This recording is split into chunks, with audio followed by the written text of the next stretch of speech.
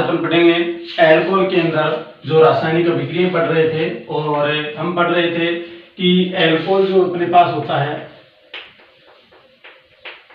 और एल्कोहल के अंदर कार्बन और ऑक्सीजन के बीच में ये जो बॉन्ड होता है, इस बॉन्ड को अपन क्या कर रहे थे, तोड़ रहे थे। और कौन कौन सी रिएक्शन अपन पढ़ी थी, जैसे PCl5 के साथ रिएक्शन कराई थी, PCl3 के साथ रिएक्शन कराई थी, और अमोनिया के साथ हमने रिएक्शन करवाई थी, और एक लुकास जो अभिकर्मक था HCl ZnCl2, इसकी उपस्थिति के अंदर जब एल्कोहल से मैंने रिएक्शन करवाई थी, तो यहाँ से कार्बन और ऑक्सीजन के बीच में जो बॉन्ड था वो टूट रहा था। अब देखिए, अब अपन पढ़ रहे हैं आगे वाली रिएक्शन। तो हमारे पास दो रिएक्शन और बची हुई है, उसमें से अपन पहली रिएक्शन पढ़ते हैं, डार्जेन अभिक्रिया। डार्जेन अभिक्रिया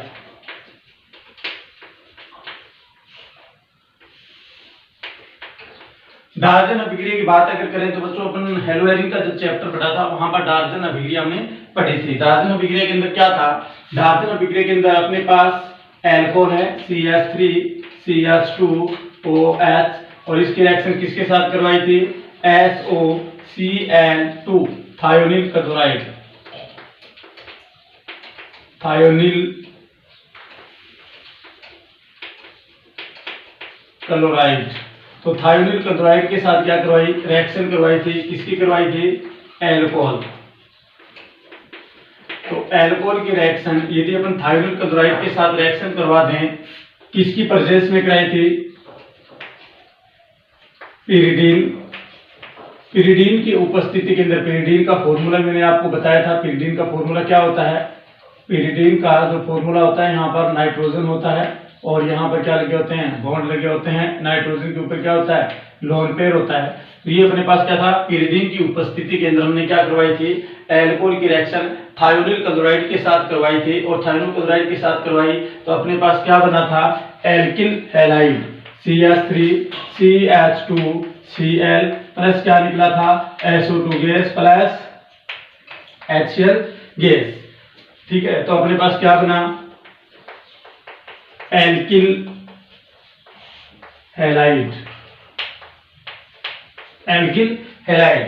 तो खास बात बच्चों, जब अपने हेलोएरिन पढ़ रहे थे वहां पर भी हमने पढ़ा था कि ये जो रिएक्शन होती है, इस रिएक्शन के अंदर क्या है, जो एल्किल हैलाइड यानी alkyl halide, alkyl halide halide बनाने की सबसे अच्छी विधि माना जाता है। देखो, तो एल्किल हैलाइड जो बनाने की सबसे अच्छी विधि माना जाता है, वो इस अभिक्रिया को माना जाता है। कौन सी अभिक्रिया को, डार्जेन अभिक्रिया को। क्यों माना जाता है, क्योंकि यहाँ पर सह उत्पाद के रूप में क्या बनता है, SO2 और HCl गैस बनती है। क्या बनती है, SO2 और HCl गैस। तो अपने यहाँ पे लिखा हूं, सह उत्पाद के रूप में क्या बनती है, SO2 व HCl गैस का फॉर्मेशन यहाँ पर होता है। तो यही कारण है कि यहाँ पर जो डार्जेन अभिक्रिया को एल्कोहल से जो एल्किल हैलाइड बनाने की सबसे अच्छी विधि मानी जाती है। तो ये थी अपने पास डार्जेन अभिक्रिया, जो हेलोएरिन के अंदर अपन पढ़ चुके हैं। दूसरी अभिक्रिया है जो भी अपन क्या है, पहले पढ़ चुके हैं। कौन सी अभिक्रिया है, अपचयन।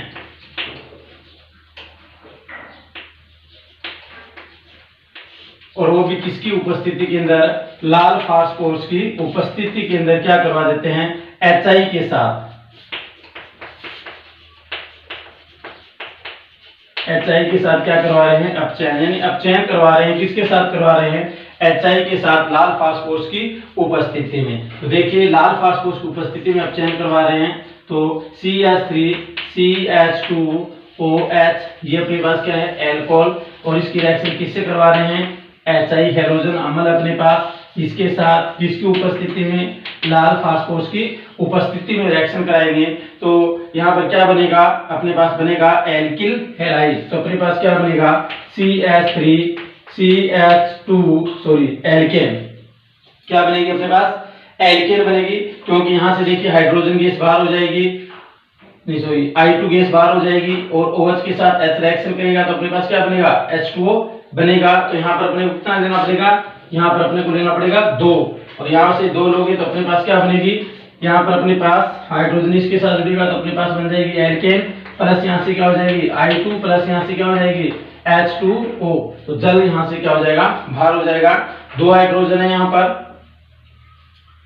और 1 हाइड्रोजन, ये हाइड्रोजन अपने पास कितने हैं 3, तो 2 हाइड्रोजन 1 ऑक्सीजन मिलेंगे, H2 बाहर होगा, I2 गैस बाहर हो जाएगी और 1 हाइड्रोजन बचेगा, वो कहां पर जुड़ जाएगा, यहाँ पर जुड़ जाएगा। तो अपने पास क्या बन जाएगी एल्केन, क्या प्रोडक्ट बनेगा एल्केन। यानी अपन एल्कोहल जो अपने पास था, एल्कोहल और एल्कोहल की अभिक्रिया किससे करवा दी हमने, हैलोजन अम्ल के साथ यदि एल्कोहल की रिएक्शन करवा दें तो अपने पास क्या बनेगा, एल्केन का निर्माण होगा। ये छोटी छोटी रिएक्शन है जो बची हुई थी, वहां पर CO बॉन्ड जहां से टूट रहा था, एक डायजन अभिक्रिया और एक लाल फास्फोरस की उपस्थिति के अंदर HI की उपस्थिति में क्या करवाना है, HI के साथ क्या करवाना है, आप चयन करवाना है, तो अपने पास क्या बनेगा एल्केन बनेगा।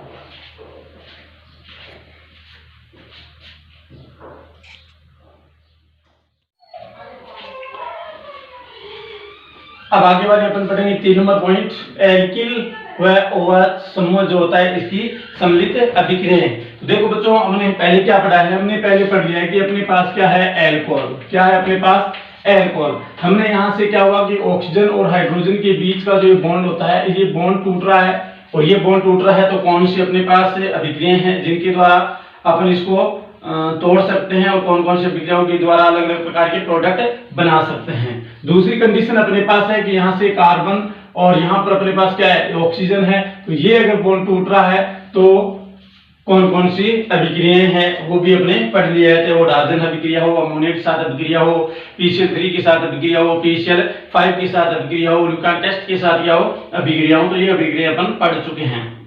अब अपन पढ़ेंगे कि एल्किल और OH समूह की सम्मिलित अभिक्रियाएं कौन कौन सी है। तो ये भी अपन, मैंने आपको कहा था कि मैं आपको एक वीडियो डालूंगा जहां से कौन सी कंडीशन है जहां पर ऑक्सीजन और हाइड्रोजन का बॉन्ड टूटता है, कौन सी एल्कोहल की कंडीशन आई जिसके अंदर C और O बॉन्ड टूटेगा, ये अपने पास कंप्लीट हो जाएगा। उसके बाद में मैं आपको ये वीडियो डालूंगा जहां पर ऑक्सीजन और हाइड्रोजन के बॉन्ड जो होता है, ये बॉन्ड कब टूटता है और C और ऑक्सीजन के बीच का जो बॉन्ड होता है, कार्बन और ऑक्सीजन के बीच का जो बॉन्ड होता है वो कब टूटता है।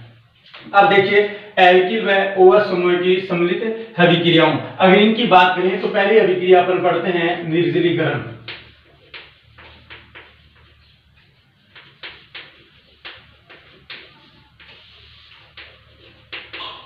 अभिक्रिया। कौन सी अभिक्रिया पढ़ रहे हैं, निर्जलीकरण अभिक्रिया। ये भी मैंने आपको कक्षा 11 के अंदर करवा दिया था कि अपन कोई भी एल्कोहल होता है और एल्कोहल की रिएक्शन किसके साथ करवाएं, H2SO4 के साथ करवाते हैं। किसके साथ करवाते हैं, H2SO4 के साथ करवाते हैं। H2SO4 के साथ जैसे अपन रिएक्शन करवाएंगे तो यहाँ पर अलग अलग भिन्न भिन्न, अगर टेम्परेचर की अगर बात करें तो अलग अलग टेम्परेचर के ऊपर अलग अलग प्रकार की क्या बनता है, प्रोडक्ट बनता है। तो देखिए अगर अपन एल्कोहल अपने पास होता है CH3CH2OH और इसकी रिएक्शन अपन किसके साथ करवा दें, H2SO4 की उपस्थिति में, H2SO4 की उपस्थिति के अंदर यदि 413 केल्विन टेम्परेचर पर यदि रिएक्शन करवाएं और एल्कोहल को यहाँ पर क्या ले, अधिक के मात्रा में लें, मैं यहाँ पर ले लेता हूँ इसके 2 मोल। तो यानी ये कह रहा है कि यदि एल्कोहल की अभिक्रिया H2SO4 के साथ 413 केल्विन टेम्परेचर पर करवाई जाती है और एल्कोहल को यहाँ पर अधिक में लिया जाता है, तो यहाँ से जल क्या हो जाता है, बाहर निकल जाता है और यहाँ से अपने पास क्या बनता है, ईथर का निर्माण होता है। किसका निर्माण होता है, ईथर का निर्माण होता है। तो यहाँ से क्या होगा, यहाँ से अपने पास बनेगा CH3CH2O CH2CH3 प्लस H2O, यानी यहां से अपने पास क्या होगा, जल का अणु बाहर हो जाएगा। 2 हाइड्रोजन यहां से, 1 ऑक्सीजन यहां से बाहर हुआ, 1 ऑक्सीजन बचेगा, वो यहां से इसके साथ जुड़ जाएगा और अपने पास क्या बन जाएगा, ईथर का निर्माण हो जाएगा। किससे, एल्कोहल से। किससे निर्माण हो जाता है, एल्कोहल से। देखिए बच्चों मैं आपको ये बोल रहा हूं कि यदि एल्कोहल को अधिक में लिया जाता है और उसकी रिएक्शन H2SO4 की उपस्थिति के अंदर 413 केल्विन टेम्परेचर पे यदि करवाई जाती है तो अपने पास क्या बनता है, ईथर का निर्माण होता है। यानी मैं बोल रहा हूं कि भिन्न भिन्न टेम्परेचर के ऊपर अलग अलग प्रकार के प्रोडक्ट यहाँ पर एल्कोहल देता है। अगर ऐसा नहीं करें तो अगर अपन देखें यहाँ से कि एल्कोहल अपने पास है CH3 CH2OH और यहाँ पर अपन रिएक्शन करवा दें किसके साथ, H2SO4 के साथ, और यहाँ पर टेम्परेचर लें अपन 433 से 443 केल्विन टेम्परेचर। देखिए एल्कोहल अपने पास है, ये अपने पास क्या है, एल्कोहल, और एल्कोहल की रिएक्शन जब अपन किससे करवाएं, H2SO4 के साथ करवाएं 433 और 443 केल्विन टेम्परेचर पर। यहाँ पर H2SO4 जो है वो अधिकी में डाला हुआ है, नहीं कि यहाँ पर एल्कोहल। जब हम क्या करते हैं, एल्कोहल की अभिक्रिया अधिके में जो सांद्र H2SO4 होता है इसकी उपस्थिति में 433 से 443 केल्विन टेम्परेचर के ऊपर यह रिएक्शन यदि करवाई जाती है तो यहाँ से अपने पास क्या बनता है, अपने पास यहाँ से बनेगा CH2 डबल बॉन्ड CH2 और प्लस यहाँ से क्या हो जाएगा, H2O बाहर हो जाएगा। मतलब अपने पास यहाँ से क्या बनेगी, एल्कीन। क्या बनेगी, एल्कीन बनेगी। कि एल्कोहल की रिएक्शन जब अपन 433 से 443 केल्विन टेम्परेचर पर रिएक्शन कराएं तो अपने पास एल्कीन बनती है, और जब एल्कोहल की 413 केल्विन टेम्परेचर पर रिएक्शन करवाएं तो अपने पास क्या बनता है, ईथर बनता है। मैंने आपको पहले कहा है कि यहाँ पर OH जो होता है एक अच्छा लिविंग ग्रुप नहीं है, और OH एक अच्छा लिविंग ग्रुप नहीं है तो इसको यहाँ से निकालना क्या होता है, बहुत मुश्किल होता है। अगर यहाँ से निकालना होता है तो हमें या तो इसका क्या करना पड़ता है, प्रोटोनेशन करवाना पड़ता है। क्या करवाना पड़ता है, प्रोटोनेशन यहाँ से करवाना पड़ता है। अब मैं आपको ये बताता हूँ कि यहाँ पर ये रिएक्शन जितनी आप देख रहे हो इतनी आसान नहीं है। इसकी क्रियाविधि पढ़ते हैं कि कैसे ये काम होगा और ये काम कैसे हो सकता है, क्योंकि OH होता है एक अच्छा लिविंग ग्रुप तो नहीं है, इसलिए इसको निकालने के लिए हमें कुछ न कुछ तो करना पड़ेगा। तो हम क्या करते हैं, यहाँ पर इसकी क्रियाविधि क्या है वो अब अपन देखेंगे।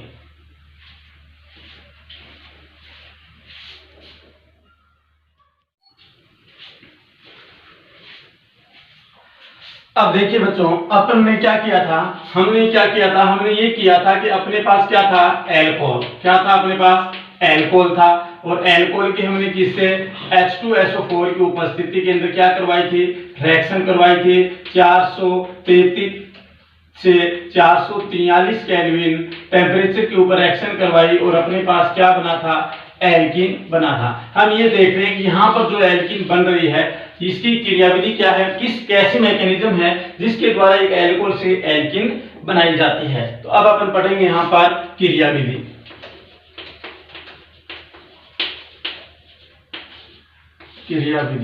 देखो तो ये जो रिएक्शन है बहुत अच्छी रिएक्शन है, बोर्ड के अंदर 2-3 बार पूछी जा चुकी है, इसलिए इस रिएक्शन को आप क्या करोगे, ध्यान में रखोगे। कैसे बनता है, होता क्या है कि पहले अपने पास क्या होता है, H2SO4 होता है, और ये H2SO4 जो होता है ये अपने आयनों में क्या हो जाता है, टूट जाता है, और जैसे ही अपने आयनों में टूटेगा तो H positive ion plus HSO4 minus के अंदर ये क्या हो जाएगा, टूट जाएगा। अब देखिए जो H पॉजिटिव आयन है, टूटा हुआ H पॉजिटिव आयन ये किस पर अटैक करेगा, एल्कोहल पर अटैक करेगा। तो यहाँ पर क्या होगा,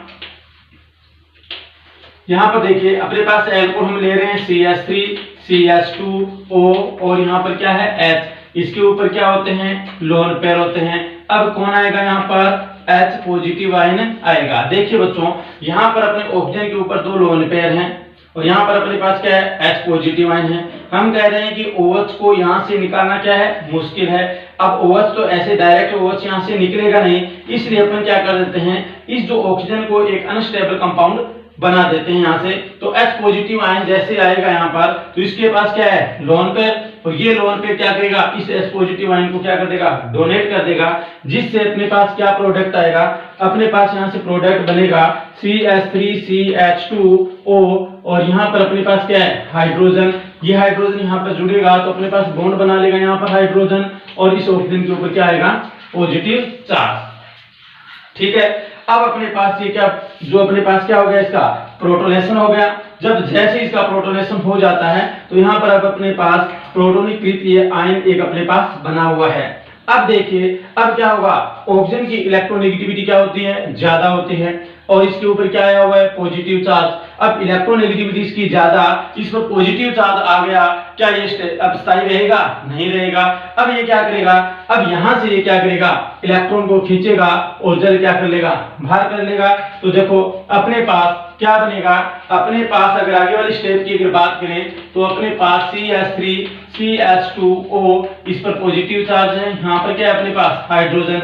अब ये यहाँ से बॉन्ड खींचेगा तो पीछे क्या आएगा, पॉजिटिव चार्ज आएगा।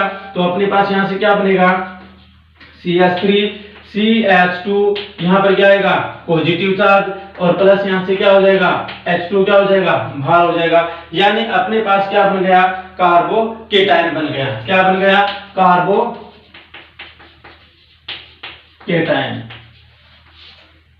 ठीक है, तो देखिए बच्चों, अगर अपने पास ये प्रोटोनोकृत जो आयन है ये यहां से क्या करेगा, ऑक्सीजन पर पॉजिटिव चार्ज आने की वजह से ये जो एक अनस्टेबल कंपाउंड है, और अगर ये अपना क्या करेगा, इस पॉजिटिव चार्ज को हटाएगा तो यहां से बॉन्ड क्या करेगा, अपनी ओर खींचेगा, और जैसे ही खींचेगा तो यहां पर अपने पास बन जाएगा कार्बोकेटायन।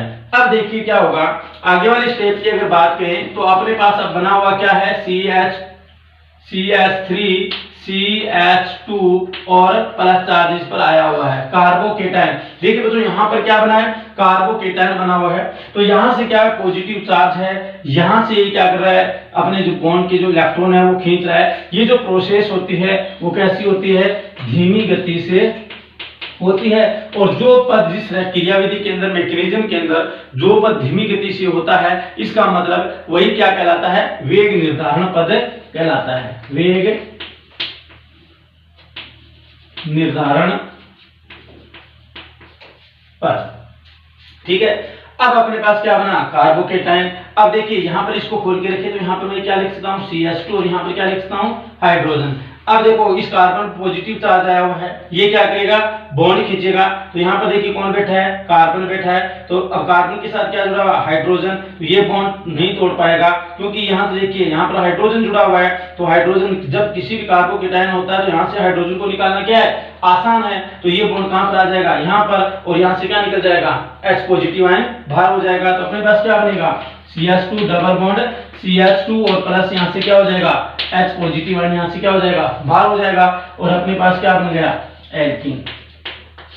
क्या बन गया, एल्कीन। अब देखिए अपने पास क्या बन गया, एल्कीन। यहाँ से क्या होगा, H positive ion. H positive ion किससे रिएक्शन करेगा, HSO4 माइनस से बाद रिएक्शन करेगा और वापस क्या बना लेगा, H2SO4 बना लेगा। तो मैं यहाँ पर लिख रहा हूँ कि H पॉजिटिव आयन जो है वो क्या करेगा, रिएक्शन करेगा किसके साथ, HSO4 माइनस के साथ, और क्या बनाएगा बताओ, क्या बनाएगा, H2SO4 का क्या कर लेगा, निर्माण कर लेगा। तो ये अपने पास क्या थे कि किस तरह से एल्कीन का क्या होता है, निर्माण होता है। एक बार और देखिए कि H2SO4 जब अपने आयनों में टूट जाता है तो H पॉजिटिव आयन और HSO4 माइनस में टूटेगा।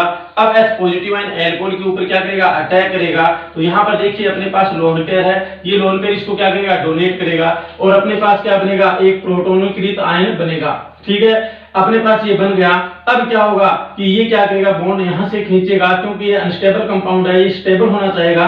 तो यहां से बॉन्ड लेगा, और यहां से अगर लेगा, देखिए कई सोच रहे होंगे कि यहां से ले सकता था हाइड्रोजन। अगर हाइड्रोजन को लेना था, हाइड्रोजन को जोड़ा और हाइड्रोजन निकाल देंगे तो वापिस ये तो एल्कोहल बन जाएगा। फिर यहाँ पर काम करने की, जो रिएक्शन करवाने की जरूरत क्या थी, वापिस एल्कोहल आ जाएगा। फिर कैसे निकालेंगे OH ग्रुप को, ठीक है ना, हम OH ग्रुप निकाल रहे हैं। तो यहाँ से क्या करेगा, खींचेगा, तो यहाँ से जल का अणु बाहर हो जाएगा, और अपने पास क्या बनेगा, कार्बोकेटायन बन जाएगा। और ये कार्बोकेटायन देखिए आप याद करो, आप एसएन और रिएक्शन के अंदर जब अपन पढ़ रहे थे तो वहां पर अपने पढ़ा था कि कार्बोकेटायन बन रहा है, और कार्बोकेटायन बनना ये क्या होती है, धीमी गति से प्रोसेस होती है, जहां पर वेग निर्धारण पद का क्या करता है, ये काम करता है। और अब मैं यहाँ पर, चलो ठीक है, मैं बताता हूँ एक बात और। यहाँ से देखिए हाइड्रोजन निकलेगा और एल्कीन बन जाएगा। अब देखिए मैं अगर 1 डिग्री 2 डिग्री और 3 डिग्री एल्कोहल की अगर बात करता हूँ तो यहाँ पर देखिए कार्बोकेटायन बनना है, और कार्बोकेटायन बनना अगर अपने पास 3 एल्कोहल होते हैं 1 डिग्री या 3 डिग्री की बात करें, एल्कोहल है अपने पास, और एक अपने पास 2 डिग्री एल्कोहल है, और एक अपने पास 1 डिग्री एल्कोहल है। तो यहाँ से अगर क्रियाशीलता की अगर बात करें तो यहाँ पर जिससे ज्यादा किसकी होगी, यहाँ पर 3 डिग्री होगी, क्योंकि यहाँ पर क्या बन रहा है, कार्बोकेटायन बन रहा है। और एसएन रिएक्शन के अंदर हमने क्या पढ़ा था, एसएन रिएक्शन के अंदर हमने पढ़ा था कि 3 डिग्री अगर अपन कार्बोकेटायन ले, जो कोई भी एल्किल हाइड लिया था, तो वो ज्यादा स्टेबल था वहां से Cl को निकालना, क्योंकि वहां पर एल्किल ग्रुप क्या है, देने के लिए 3 समूह जुड़े हुए हैं। तो यहाँ पर अपने पास 3 डिग्री जो एल्कोहल होता है वो इसकी ज्यादा होती है क्रियाशीलता, इससे कम होती है। तो ये अपने पास कई बार ये क्रम पूछा जाता है, तो ये क्रम भी आपको यहाँ पर ध्यान रखना है। तो ये थी अपने पास कि हम किस तरह से अपन क्या कर सकते हैं, निर्जलीकरण कर सकते हैं। ठीक है,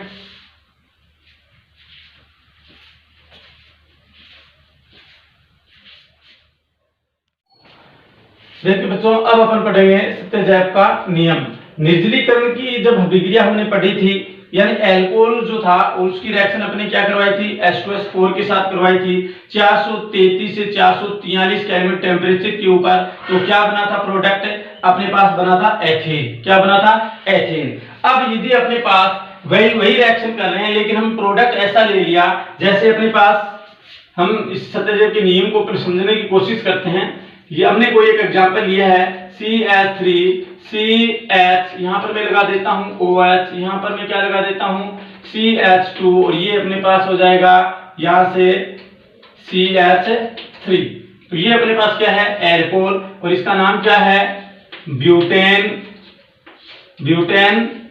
2 और बताने की जरूरत नहीं होगी शायद, IUPAC नाम है। 4 कार्बन इसलिए क्या लगा दिया, ब्यूटेन। यहाँ पर 2 नंबर के ऊपर 2 पर OH ग्रुप जुड़ा हुआ है, OH का अनुलग्न क्या होता है, ऑल, तो ब्यूटेन 2 ऑल। अब अपन क्या करते हैं, इसकी रिएक्शन करवा देते हैं, किसके साथ करवा देते हैं, H2SO4 के साथ। कितने टेम्परेचर पर, 433 से 443 केल्विन टेम्परेचर पर क्या करवा देते हैं, रिएक्शन। तो क्या बनेगा, हमारे पास क्या बनेगी, एल्कीन बनेगी। देखिए बच्चों, एल्कीन यहाँ पर बनने की संभावना यहाँ पर 2 है। अगर हाइड्रोजन यहां से निकलता है तो डबल बॉन्ड आता है यहां पर। अगर हाइड्रोजन यहां से निकलता है और OH यहां से निकलता है तो जल का अनुभाग, लेकिन डबल बॉन्ड कहां पर आया, यहां पर। तो एल्कीन बनने की संभावना अपने पास कितनी है, 2। एक तो CH2 double bond, CH single bond, CH2, और यहां पर अपने पास आ जाएगा CH3। दूसरी एल्कीन अपने पास बनने की संभावना यहां पर CH3 CH डबल बॉन्ड यहां आ जाए, और यहां से अपने पास क्या निकल जाए, हाइड्रोजन निकल जाए, तो CH, और यहां पर अपने पास क्या आ जाएगा, CH3। तो एक तो अपने पास यहां पर बनने की संभावना है 1, क्या नाम है इसका, ब्यूटीन, 1 ब्यूटीन। ठीक है, और इसका अपन करें तो यहां पर 2 का ब्यूटे है, तो ब्यूट 4 कार्बन है इसलिए क्या लगाएंगे, ब्यूट। ठीक है, डबल बॉन्ड है इसलिए क्या लगाएंगे, ब्यूटीन, या अपन लिख सकते हैं इसे 2 ब्यूटीन। क्या लिख सकते हैं इसे, 2 ब्यूटीन भी लिख सकते हैं। ठीक है, तो एक अपने पास यहां पर बनती है 1 ब्यूटीन, और एक अपने पास यहां पर प्रोडक्ट बनता है 2 ब्यूटीन। मतलब ये कि अगर इसकी रिएक्शन H2SO4 के साथ इस टेम्परेचर के ऊपर करवाते हैं तो हमारे पास 1 ब्यूटीन भी बन सकती है, और यहाँ पर 2 ब्यूटीन का निर्माण भी हो सकता है। अब बात ये कि यहाँ पर मुख्य उत्पाद यहाँ पर कौन सा है, ये हमें बताता है ये सत्यजैव का नियम। ये क्या कहता है, ये कहता है कि अगर अपन इनकी रिएक्शन करवाएं तो वही एल्कीन अधिक बनने की संभावना होती है जिसमें डबल बॉन्ड के द्वारा जो कार्बन जुड़े हुए हैं, और उन कार्बन के साथ ज्यादा से ज्यादा अपने पास क्या जुड़े हुए हैं, समावेशी जुड़े हुए होते हैं। मतलब ये कि यहाँ पर अगर ज्यादा से ज्यादा यहाँ पर समूह जुड़े हुए मिलेंगे तो वही एल्कीन क्या होगी, अधिक मात्रा में बनेगी। तो यहाँ पर देखिए, यहाँ पर अपने पास डबल बॉन्ड के द्वारा जुड़े हुए ये कार्बन है, लेकिन इस कार्बन के ऊपर देखें, इसके ऊपर देखें तो यहाँ पर एक ही एल्किल समूह जुड़ा हुआ है पूरा। यहाँ पर देखिए कार्बन डबल बॉन्ड यहाँ पर है, इसके साथ देखिए, इनके साथ देखिए, एक इधर जुड़ा हुआ है, एक इधर जुड़ा हुआ है। कितने समूह जुड़े हुए हैं, 2 समूह जुड़े हुए हैं। तो यहाँ पर अपने पास मुख्य उत्पाद यहाँ पर कौन होगा, 2 ब्यूटीन होगा। मुख्य उत्पाद यहाँ पर कौन होगा, 2 ब्यूटीन होगा। ये यहाँ पर यदि 80% बन रही है तो यहाँ पर कितनी परसेंट बनेगी, 20% बनने की संभावना होगी। यही कौन क्या कहता है, सत्यजैव का नियम कहता है। एक बार और देख लीजिए कि यदि ब्यूटेन 2 और यहाँ पर है इसकी H2S4 के साथ रिएक्शन 433 से 443 केल्विन टेम्परेचर पर यदि अपन रिएक्शन करवाते हैं तो यहाँ पर 1 ब्यूटेन और 2 ब्यूटेन का निर्माण होता है। यानी हाइड्रोजन यहाँ से भी निकल सकता है, हाइड्रोजन यहाँ से भी निकल सकता है, तो हमारे पास दो यहाँ पर एल्किन बनने की संभावना होती है। और ये नियम ये कहता है कि डबल बॉन्ड के द्वारा जुड़े हुए जो कार्बन होते हैं इनके साथ अगर ज्यादा से ज्यादा यहाँ पर समूह जुड़े हुए होंगे, प्रतिस्थापी अगर जुड़े हुए होंगे, वही एल्किन क्या होगी, मुख्य उत्पाद होगा। यानी एल्किन बनने की संभावना क्या होगी, ज्यादा होगी। तो यहाँ पर 2 ब्यूटीन बनने की संभावना 80% है, तो यहाँ पर 1 ब्यूटीन बनने की संभावना कितनी है, 20% है। यह अपन देख सकते हैं सत्यजैव के नियम के द्वारा।